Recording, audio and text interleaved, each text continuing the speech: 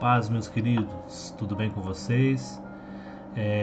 Hoje eu vou estar gravando aqui falando sobre a nossa aula de número 3. Estamos dando sobre metanoia nesse nosso estudo de todas as segundas-feiras via Google Meet. E aqui, durante a semana, eu vou postando o resumo das nossas aulas de segunda-feira. Amados, nós estamos falando sobre metanoia, né? Romanos 12, versículo 2. E a nossa aula de segunda-feira ela foi tremenda, foi uma bênção de Deus. E eu vou tentar trazer um pouco aqui do que foi a nossa aula de segunda-feira, ok?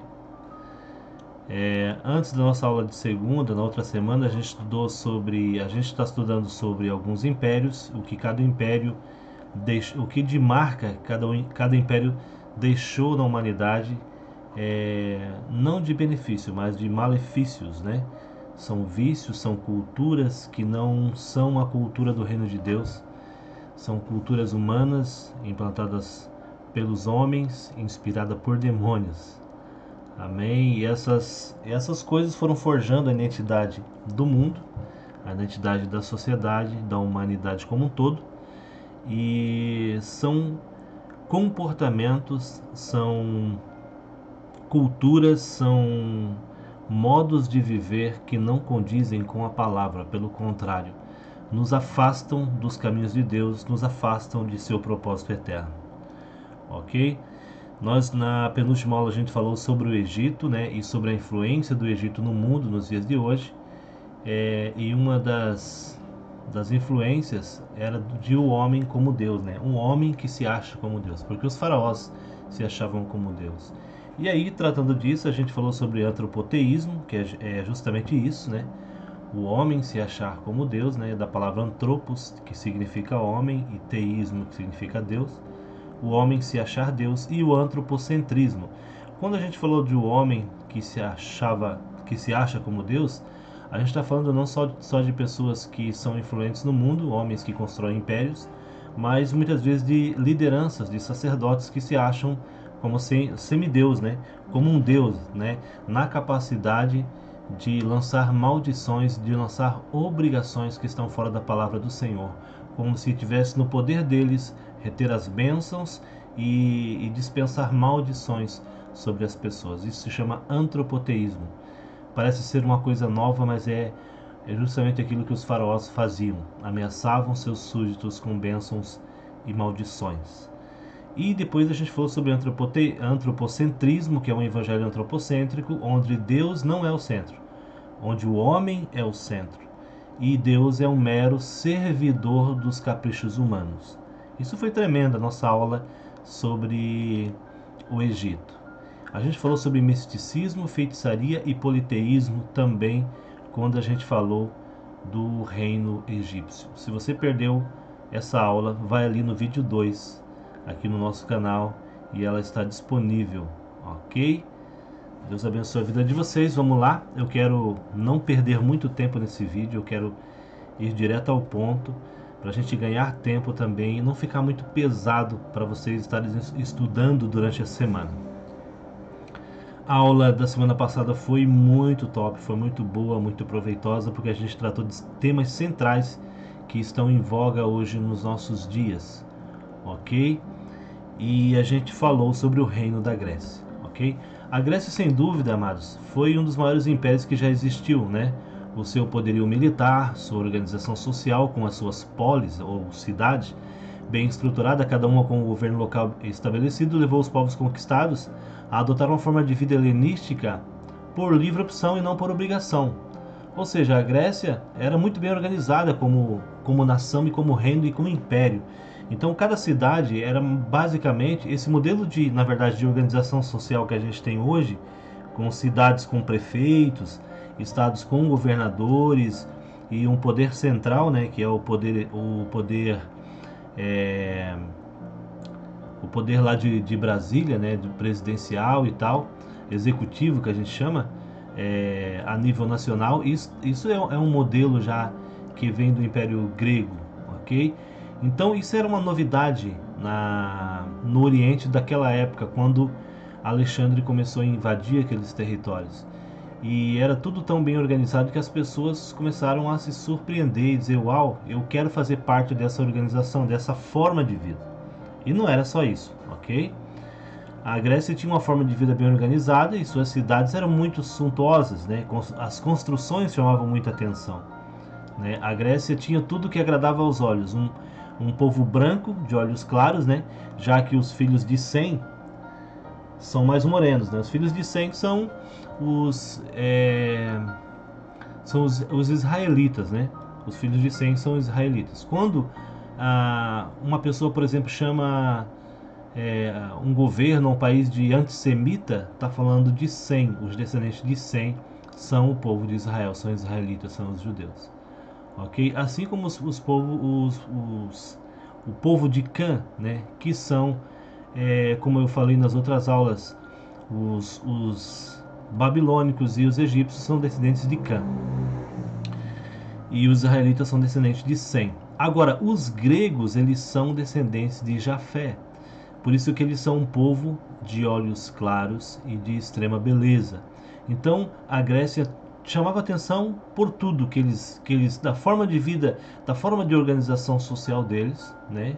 E também do seu povo, que era um povo muito bonito, um povo claro, de olhos claros, né?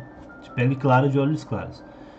Né? Com uma cultura carregada de prazeres carnais, com quase nada de responsabilidades morais, era fácil ser tragado por essa cultura e esquecer rapidamente a sua origem.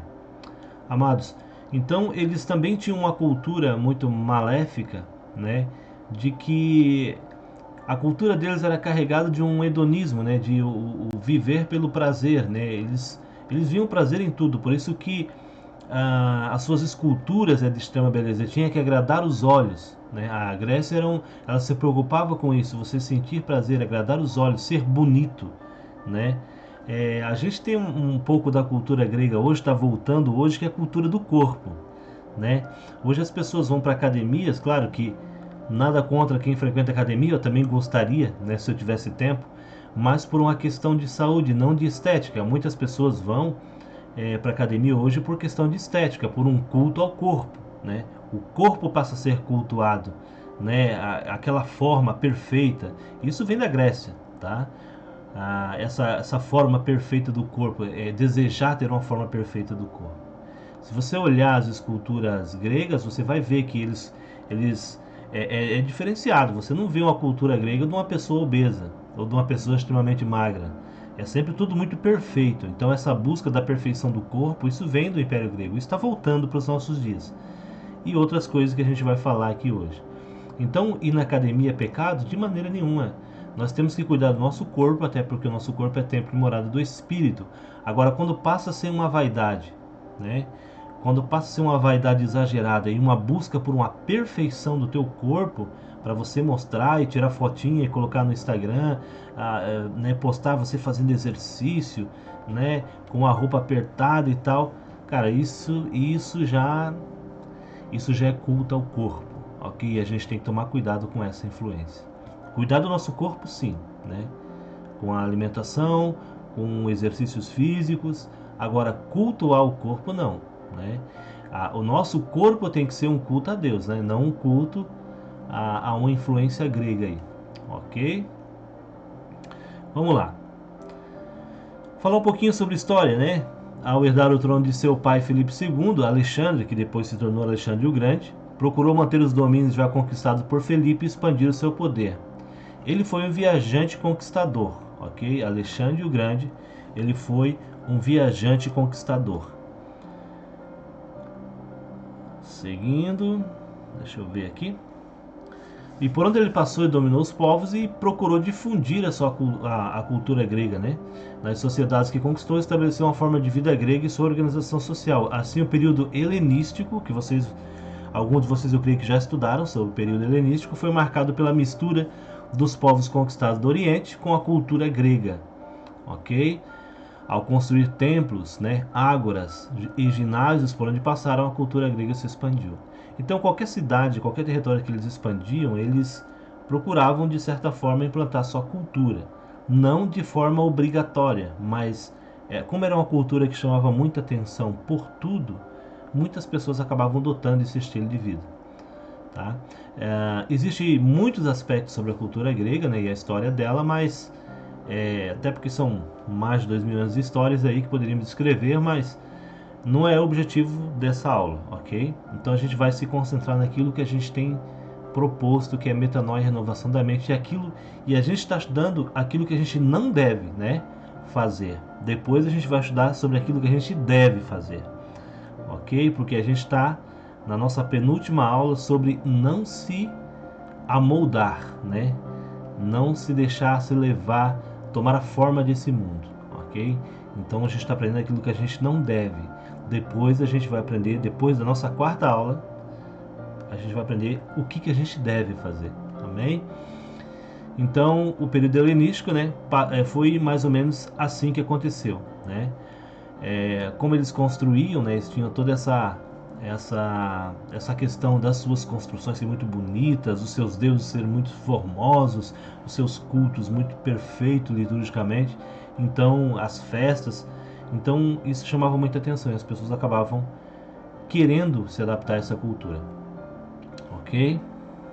Mas hoje a gente vai falar sobre as influências gregas que permanecem até hoje na cultura da humanidade, que tem voltado, porque essas influências elas vêm e vão, é como se fossem domínios, né? Como se fossem demônios mesmo, né? Principados que ora estão mais fortes, estão mais fracos e cada um quer implantar a sua subversão no mundo, ok? Para influenciar a humanidade negativamente e afastá-la de Deus.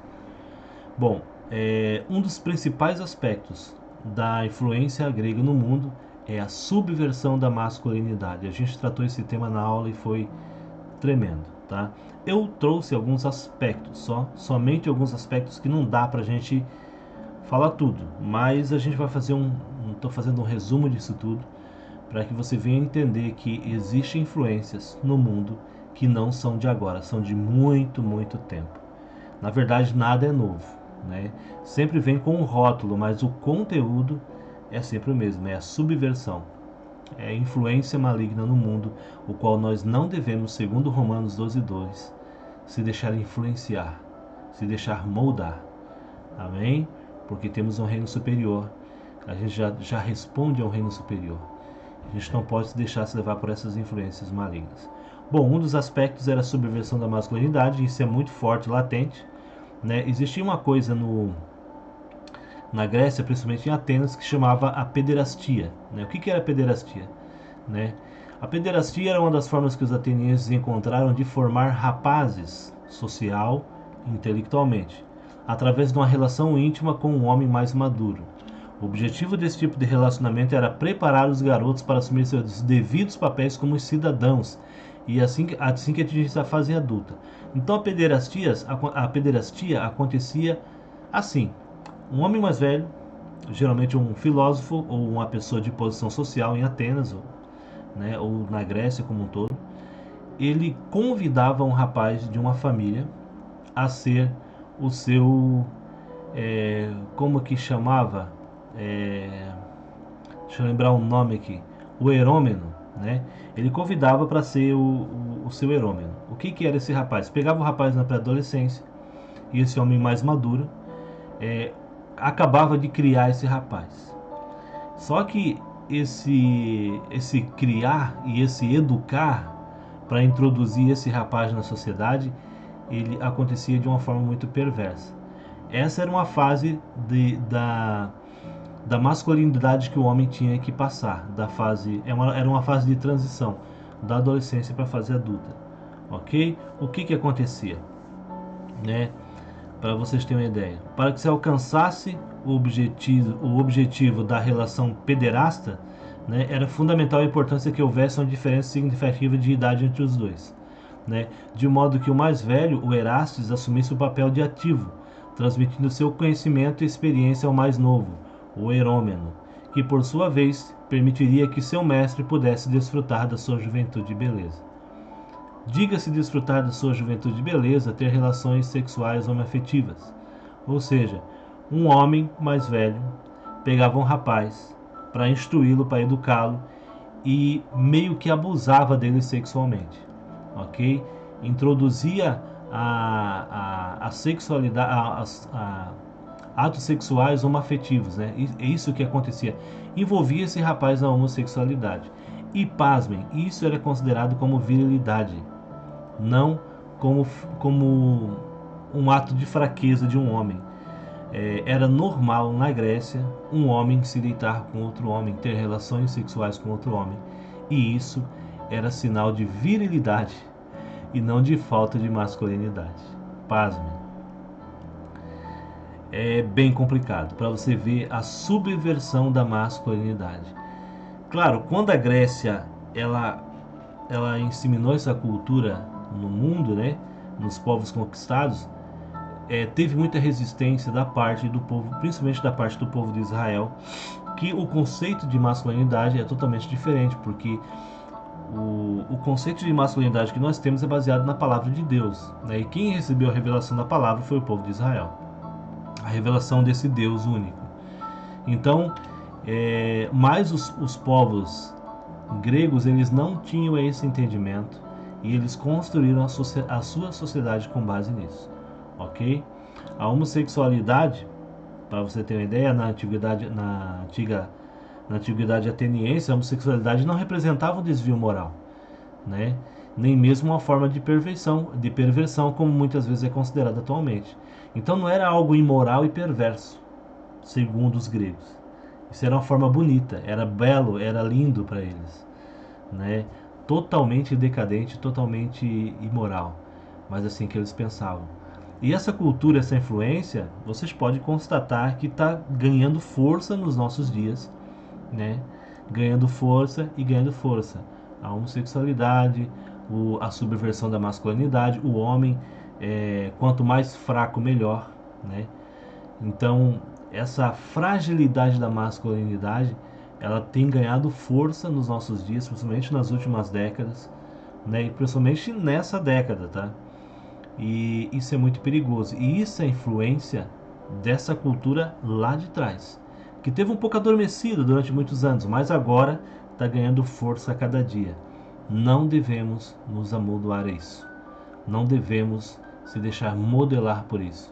O homem de Deus, a mulher de Deus, existe um padrão moral para a mulher de Deus, existe um padrão moral para um homem de Deus. E o certo continua sendo certo e o errado continua sendo errado. Isso é mau e perverso aos olhos do Senhor. Amém? Eu não preciso nem citar Levíticos, né? Que fala que para um homem não se deitar contra o homem, porque isso é perverso, é imoral, é detestável perante o Senhor, é abominável, ok? Perante o nosso Deus. Isso não é normal. Não tenha a homossexualidade como algo normal. Cada um faz o que quiser da sua vida. Devemos respeitar as escolhas das pessoas. Agora, para nós, moralmente, isso é ridículo. Ok? Não faz sentido. É uma perversão, é uma subversão da masculinidade. É uma subversão da feminilidade, né? Porque não são só homens, são mulheres hoje em dia também. Né? Não sei se mais ou se menos, porque está quase se igualando. Mas isso é uma subversão que vem lá de trás. E a gente não pode se acomodar e achar que isso é normal. Não, isso não é normal. Amém? Tudo que foge do natural não é normal. Isso não é normal. Perante Deus, não. Perante nosso Deus, não. Ok? A influência grega no mundo hoje ainda luta, né, para subverter a masculinidade. E o mundo vive uma crise de masculinidade e sacerdócio. O mundo vive uma crise de masculinidade e sacerdócio. Me parece que de uns 3 anos para cá as coisas vêm mudando. Muitos homens estão acordando para a realidade do sacerdócio no lar. Ok? Muitos homens estão tomando de volta a sua posição de masculinidade,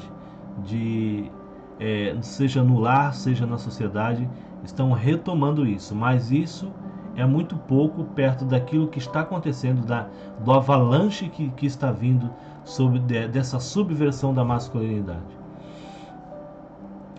Amados, seguindo, deixa eu ver. O mundo vive uma crise de masculinidade e sacerdócio, né? E a pergunta que fica é: onde estão os sacerdotes do lar, né? Onde estão os sacerdotes do lar? Né? nós como homens temos que nos posicionar, né? O papel estabelecido por Deus ao homem é o criá-lo para representar a sua glória e a mulher como ajudadora nesse glorioso propósito. Isso foi estabelecido por Deus, né? Todavia o homem não é nada sem a mulher, ok? E nem a mulher sem o homem.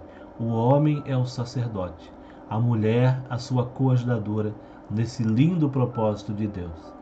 Não significa que o homem é mais e a mulher menos. Os dois têm o mesmo pé de igualdade diante de Deus. Porém, cada um tem um papel muito singular nesse propósito conjunto de Deus entre o casal. Ok? Às vezes a mulher quer assumir o papel de sacerdote, não funciona.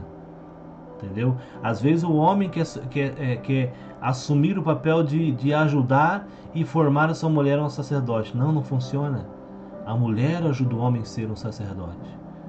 Amém? Não é que o homem é mais importante do que a mulher, é porque o papel é diferente. O homem até a sua própria natureza, sua própria estrutura física, ele foi formado com esse propósito, ok? De proteção e de instrução. E a mulher também, seja no seu biotipo, ela também foi formada com um propósito diferente. O valor de cada um é igual. Não tem um que vale mais, o homem vale mais porque é homem e a mulher vale mais porque é mulher. Não, os valores são iguais, só que os papéis são diferentes. É só isso, não é nada demais. Amém? Se cada um de nós se colocar no seu lugar, no corpo que pertence, né? No lugar que Deus colocou para nós funcionar como pessoa, como ser humano, como homem de Deus, como mulher de Deus, as coisas fluem. Amém? E tudo dá certo. Glória a Jesus. Vamos lá. Nunca na história a gente viu tanta decadência na masculinidade. Eu acho que não teve um período que a gente viu tão decadente a masculinidade, né? Há algumas décadas atrás a responsabilidade de um homem começava cedo, né? Ainda menino, eu comecei a trabalhar como menino, né? Claro que a minha vida não é um padrão, né? Para mim dizer assim, não, é dessa maneira porque eu vivi dessa maneira. Não, estou retratando algo que aconteceu algumas décadas atrás, que era assim, no geral era dessa maneira que funcionava. O homem começava a sua responsabilidade muito cedo, né? Mas hoje é totalmente diferente. É o oposto. Hoje a gente tem homens com barba na cara que se comportam como adolescentes, casados ou não. Amém? Levam uma vida sem responsabilidade, sem propósito e sem identidade. Né? Não entenderam o que é responsabilidade, não entenderam que não tem um propósito de vida e logo não tem identidade, pois a identidade é forjada na responsabilidade. Guarde isso, a identidade é forjada na responsabilidade. Eles são eternos adolescentes, esses homens, e dependem do pai para tudo. Dependem dos pais para tudo. Né? E o que dizer dos sacerdotes atuais? Pregam que as pessoas gostam de ouvir e não a verdade das escrituras, né? Pois têm medo de perder os seus ouvintes. Glórias a Deus, amados. Eu sei que a maioria dos vídeos aqui que eu estou gravando é pro ministério do qual a gente faz parte, né? Que a gente está nessa aula no EMEB e tentando forjar em vocês uma identidade poderosa em Deus, né? E glórias a Deus que nesse ministério, né? Acho que todos os pastores têm pregado não aquilo que as pessoas gostam de ouvir, mas aquilo que realmente precisa, aquilo que o Espírito Santo ministra, porque o Espírito Santo ele vai de encontro com a necessidade da igreja e não encontro com a necessidade humana, ok? Não aquilo que as pessoas querem ouvir, mas aquilo que realmente precisam ouvir. E glórias a Deus por isso. Amém? Nós não temos medo de perder ouvintes, nem de seguidores, ok? A gente precisa pregar o Evangelho. Paulo disse, ai de mim se não pregar o Evangelho. Ele não disse assim, ó, ai de mim se eu não pregar este Evangelho, né? Se eu não pregar um Evangelho. Ele não disse isso, ai de mim se eu não pregar um Evangelho. Ele não está dizendo que tem mais de um, ele está dizendo, ai de mim se não pregar o Evangelho. Só existe um Evangelho. E é o Evangelho bíblico. Entendeu? É o Evangelho bíblico. É aquele que aperta mais segura, né? É amargo mais cura. Grave isso. Glória a Deus. Aperta mais segura, é amargo mais cura. Glória a Jesus. O Deus desse século, ele tem investido pesado nessa geração de homens para que eles não assumam a sua responsabilidade e propósitos estabelecidos por Deus, né? Porque um homem fraco terá uma casa fraca. Agora, um homem forte terá uma casa forte, né? Ao ignorar as nossas responsabilidades, nos conformamos com o Deus desse século. Queridos, não dá para ignorar as responsabilidades, né? Eu já contei para vocês uma parábola, né? É um ditado sobre o muro, né? Um muro e um anjo de um lado e o diabo de outro. E o anjo tinha um homem sobre o muro, e o anjo chamava esse homem: vem pro lado de cá, vem pro lado de cá, vem pro lado de cá. E o homem não descia do muro. E o diabo do outro lado do muro nem sequer se preocupava em chamar o homem. E aí alguém pergunta pro anjo, alguém pergunta pro diabo, né? Aliás, por que você não chama o homem que está sentado no muro pro teu lado? E o anjo está chamando pro outro lado, por que você não chama pro teu? E aí o diabo simplesmente responde, né? Porque o muro é meu. Então, quando nós estamos em cima do muro, não tomamos decisões e não assumimos responsabilidade, nós já estamos ignorando os preceitos de Deus. Nós já estamos virando as costas para Deus, né? Já estamos em oposição a Deus, assim como Nimrod, como a gente falou na nossa aula 1, ok? Ser contra Deus não é lutar, fazer alguma coisa para prejudicar alguém. Ser contra Deus é ser contra os seus ensinos, né? Não se importar, ser ignorante, virar as costas para Deus, para aquilo que Deus nos deu como responsabilidade. Amém? Homens, nós somos chamados para ser sacerdotes. E mulheres, nós precisamos de vocês. Seja com oração, seja com conselho, seja com uma palavra, seja com apoio. Amém? O homem precisa da mulher do seu lado para se tornar um bom sacerdote. Mulher, se você quer que o seu homem, que o seu marido seja um grande sacerdote de Deus, você vai ter que ser uma grande mulher de Deus. Amém? Essa responsabilidade está sobre você também. Não somente de orar, mas de se portar também como uma grande mulher de Deus. Amém? Falamos sobre a subversão da masculinidade. Deixa eu ver como é que está o nosso tempo aqui. Eu não quero demorar muito nesse vídeo. Nossa, 27 minutos já. E vou falar sobre o helenismo, né? Como eu dei uma pitada ali no começo da nossa aula, né? Ao conquistar um território, os gregos se estabeleciam rapidamente e rapidamente se implantavam a sua cultura, né? Com ginásios, arenas, templos politeístas ou dedicado a algum deus do panteão. A língua grega era difundida e ensinada para os povos conquistados.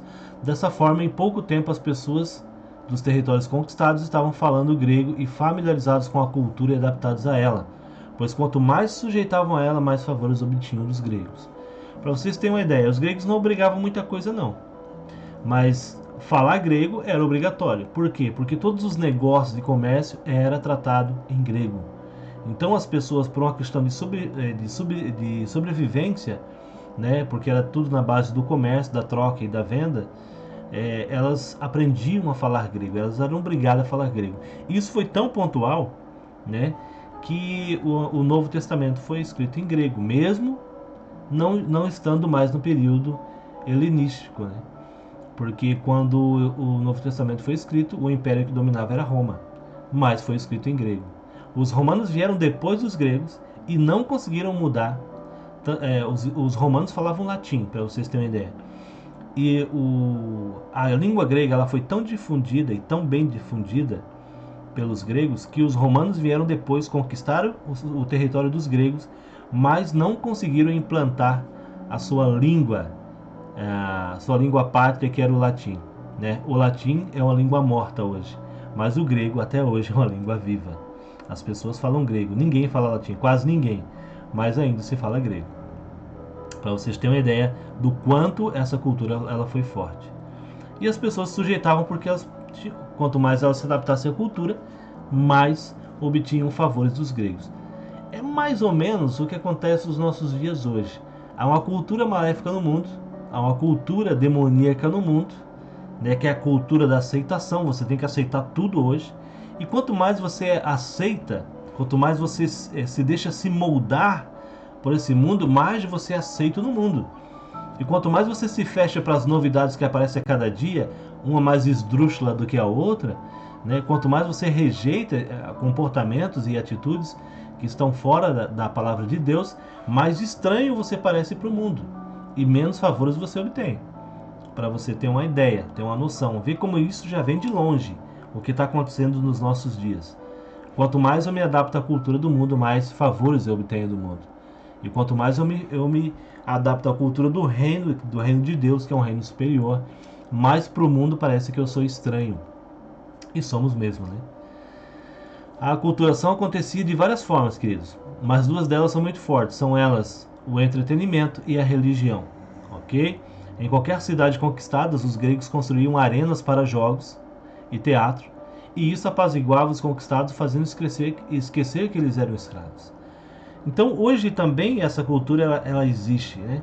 Há muita distração no mundo, há muita distração e isso preenche tanto o teu tempo que você esquece, as pessoas lá fora elas esquecem que são escravos do pecado. E se elas não verem que são escravas, né, não vai haver uma contrição, um arrependimento, e sem arrependimento não há perdão, e sem perdão não há salvação.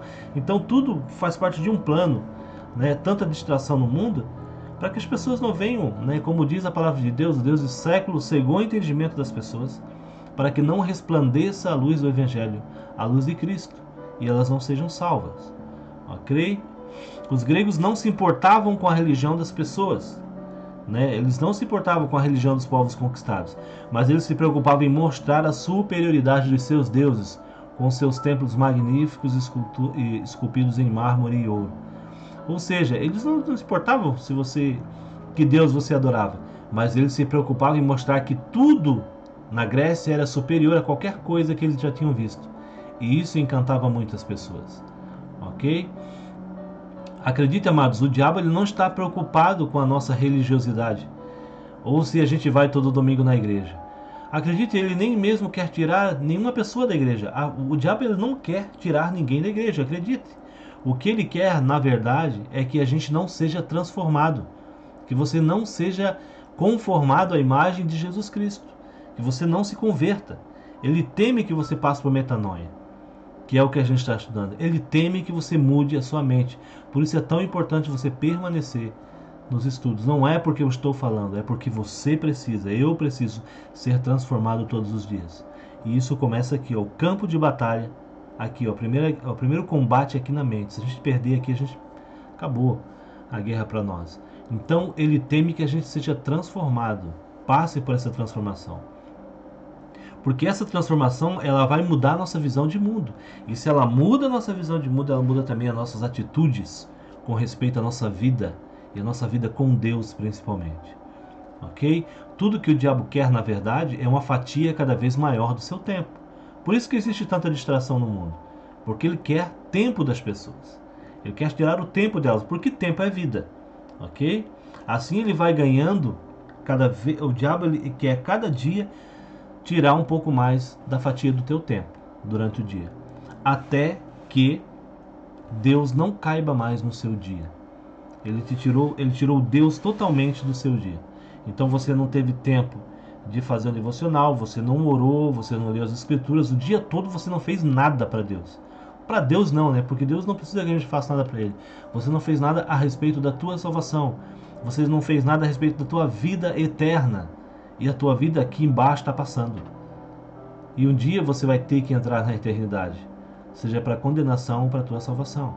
Então tudo que ele quer é preencher o seu dia de uma maneira que Deus não caiba nele. Porque cada vez que ele vai ganhando espaço dentro de você, ele vai te afastando de Deus. Com as suas distrações, com os seus... com a sua forma, né, de querer te aculturar, querer te lançar dentro de uma cultura que não é o reino de Deus. Quanto mais, o certo é, quanto mais desse mundo você é, menos do céu você é. Quanto mais desse mundo você é, menos das coisas de Deus você vai participar. Quanto mais terreno, menos celestial você vai ser. Ok? Queridos, para a gente fechar, existe uma cultura que não vem do reino de Deus, ela vem do maligno. Esta cultura quer deturpar os preceitos que recebemos, quer nos enganar com muitas distrações. Muita TV, muita Netflix, muitas redes sociais. É pecado, pastor? Não. mas aquilo que você mais gosta de fazer é a tua prioridade. Aquilo que você gasta mais tempo mais tempo no seu dia é o que você mais gosta de fazer. Então não adianta a hipocrisia você dizer que a gente ama a Deus e ama a Deus. Ah, meu Deus, eu te amo demais. Mas quanto tempo você se dedica a esse relacionamento? Amém? Quanto tempo você passa no celular, assistindo séries aí, maratonando séries da Netflix aí, né? Quanto tempo você fica nessas distrações? E quanto tempo você fica conversando com Deus, se dedicando à tua espiritualidade, né? Dedicando a essa vida magnífica que nós recebemos de Deus? Quanto tempo você se dedica à tua família, né? Quanto tempo você se dedica aos teus filhos, aconselhando, lendo a palavra, né? A gente não precisa se tornar religioso, né? Eu sou contra isso, a pessoa se tornar religioso. Mas a gente tem que ser celestial. Nós temos que ser filhos e nós não seremos filhos sendo estranhos. Nós não podemos dizer que somos filhos se nós nem conhecemos direito o nosso Pai. Amém? Então a gente sempre vai se dedicar naquilo que a gente mais ama, né? Vai gastar maior tempo e energia naquilo que a gente mais ama. Amém? Se nós amamos Deus, então a gente vai dedicar uma boa parte do nosso tempo em estar em comunhão, em conversando, em estar sendo transformado por Deus, porque não é só nós que falamos com Deus, né? A partir do momento que você começa esse relacionamento com Deus, de começo ele parece não te ouvir, e de começo ele parece não falar, mas quando vai se estreitando esse relacionamento, quanto mais perto você vai chegando dele, mais os teus ouvidos eles vão sendo abertos, e você começa a ouvir ele, e é magnífico, é maravilhoso. Amém? Glória a Deus. Então o inimigo ele tem essa pretensão de tirar a única coisa que nós podemos oferecer para Deus, né? É a única coisa, tá? O diabo ainda ele se contenta se você oferecer o teu corpo para ele. O diabo se contenta se você oferecer o teu sangue para ele. Se você oferecer os teus olhos, se você oferecer as tuas mãos, ele se contenta com isso. Agora Deus não, né? Como diz em 1 Coríntios capítulo 13, né, que fala sobre o amor, se eu não estou enganado, quero que vocês me perdoem, né, ainda que eu entregasse o meu corpo para ser queimado sem amor, de nada disso aproveitaria. Então Deus ele não quer o sacrifício humano dessa carne, né? Claro que a gente tem que sujeitar nossa carne ao espírito, mas eu estou falando de se cortar mas o diabo ele quer. Amém? O diabo ele aceita o sacrifício da carne, mas tudo que Deus espera de nós é que nós dediquemos tempo a ele, porque tempo é vida. Amém? Quem diz que não tem tempo, já morreu, porque os mortos não têm tempo, o tempo dele nessa vida acabou. Então se você tem vida, não diga que você não tem tempo, porque se você diz que você não tem tempo, então acredite, amado, você já morreu. Você está morto e você não sabe, porque os mortos não têm tempo. Amém? Aproveita o tempo que Deus te deu. Organize a tua vida, organize o teu tempo, organize o teu dia, de modo que você possa oferecer para o Senhor a primícia do teu tempo. Amém? É o mínimo que nós podemos oferecer para Deus, pelo aquilo que Ele nos deu. E fora isso, Deus não aceita mais nada, tá? Deus ele quer o nosso tempo. Ele quer relacionamento. Amém?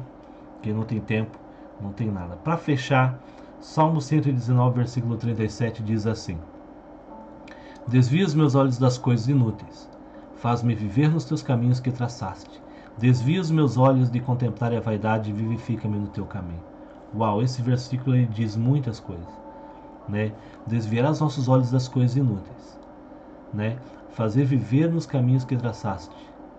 E olhe bem, como eu falei que quem não tem tempo, não tem nada, está morto. Desvia os meus olhos das coisas inúteis, vivifica-me no teu caminho. Né? A primeira frase e a última frase desse versículo. Salmo 119, versículo 37. Quando eu desvio os meus olhos das coisas inúteis, eu sou vivificado. Agora, quando os meus olhos estão a todo tempo em coisas vãs, coisas inúteis, né? Eu estou morto e eu não sei para onde eu vou. Amém? Eu estou perdido. Então, grave esse versículo no teu coração. Desvia, Senhor, os meus olhos das coisas inúteis. Faz-me viver nos teus caminhos que traçaste. Desvia os meus olhos de contemplarem a vaidade e vivifica-me no teu caminho. Salmo 119, versículo 37. Que Deus abençoe a todos. Que vocês possam ter um bom proveito dessa aula. Em nome de Jesus. Amém.